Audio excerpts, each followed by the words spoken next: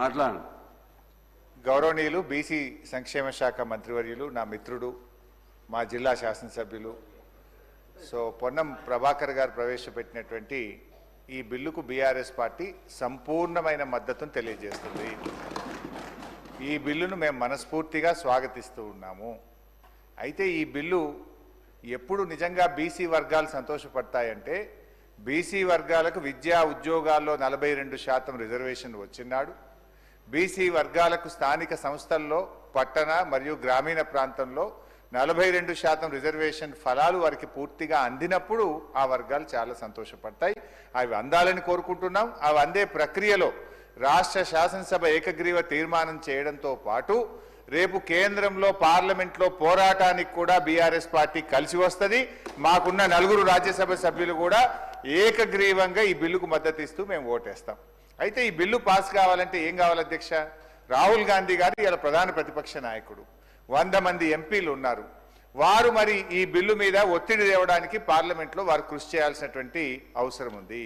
దానికోసం వారిని గట్టిగా రాహుల్ గాంధీ గారు ఇలా పూనుకోవాల్సినటువంటి అవసరం ఉంది. అయితే మా మిత్రులు పొన్నం ప్రభాకర్ గారు మేమేదో మిస్గైడ్ చేస్తున్నాం అనేటువంటి మాట మాట్లాడినరు. అది కరెక్ట్ కాదు. ఈ బిల్లు విషయంలో రాష్ట్ర శాసనసభలో గతంలో కేసీఆర్ గారు ఉన్నప్పుడు కూడా అధ్యక్ష, మేము మార్కెట్ కమిటీ చైర్మన్లలో, డైరెక్టర్లలో బీసీలకు 50% రిజర్వేషన్ తెచ్చింది బీఆర్ఎస్ పార్టీ. అదేవిధంగా బీసీల విషయం వైన్స్లో మొట్టమొదటిసారిగా ఈ దేశంలో ఎక్కడ లేని విధంగా మా గౌడన్నల కోసం మరి గీత కార్మికులకు వైన్ షాప్ల అలాట్మెంట్లో కూడా రిజర్వేషన్ తెచ్చింది బీఆర్ఎస్ ప్రభుత్వము. ఇట్లా మేము కొన్ని కార్యక్రమాలు చేసినాం. అయితే మేమేమంటున్నామంటే, ఈ బిల్లులో ఒక 2 విషయాలు మీ చేతిలో ఉన్నది. ఇది దీంట్లో కేంద్రం పర్మిషన్ అవసరం లేదు, ఢిల్లీ అనుమతి కోసం వేచి చూడాల్సిన అవసరం లేదు. రేపో మాపో బడ్జెట్ పెడుతున్నాం కనుక మేము ఈ బిల్లులో 3 అంశాలు మా గంగుల కమలాకర్ అన్న చెప్పినటువంటి విషయాల్లో ఇందులో మనం పెద్ద బేసిజాలకు పోవాల్సిన అవసరం లేదు. బీసీల మీద మీకు నిజంగా చిత్తశుద్ధి ఉంటే, బీసీల మీద మీకు నిజమైనటువంటి ప్రేమ ఉంటే 3 అంశాలు ఈ బిల్లులో చేర్చమని బీఆర్ఎస్ పార్టీ తరఫున అమెండ్మెంట్ ఇచ్చాం. ఆ 3 అంశాలు కొత్తవేం కావు, కాంగ్రెస్ పార్టీ గతంలో ఇచ్చినటువంటి హామీ. అందులో మొట్టమొదటిది గౌరవనీయులు గంగుల గారు చెప్పినట్టు 42% ప్రభుత్వ కాంట్రాక్ట్లలో బీసీలకు రిజర్వేషన్ చేస్తూ ఈ బిల్లులో చేర్చండి. ఇంట్లో ఢిల్లీ పర్మిషన్ అవసరం లేదు, ఎవరు పర్మిషన్ అవసరం లేదు. రేపటి నుంచే ప్రతి కాంట్రాక్ట్ లో బీసీలకు రిజర్వేషన్ వచ్చే అవకాశం ఉంది. ఇది మీరు ఎన్నికల సమయంలో బీసీలకు ఇచ్చిన హామీ. దీన్ని దయచేసి దాంట్లో చేర్చాలని చెప్పి కోరుతున్నాం. నంబర్ 1. ఒకటే నిమిషం సార్.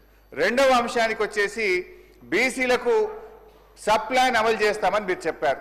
గతంలో కేసీఆర్ గారు SC ST subplan carry forward విధానంతో ఎస్సీ ఎస్టీ సార్ గౌరవనీయులు పొన్నం ప్రభాకర్ గారికి వినమ్రపూర్వకంగా నేను మనవి చేస్తున్నది ఏంటంటే, ఈ బిల్లుకు బీఆర్ఎస్ పార్టీ సంపూర్ణమైన మద్దతునిస్తుంది, స్వాగతిస్తుంది.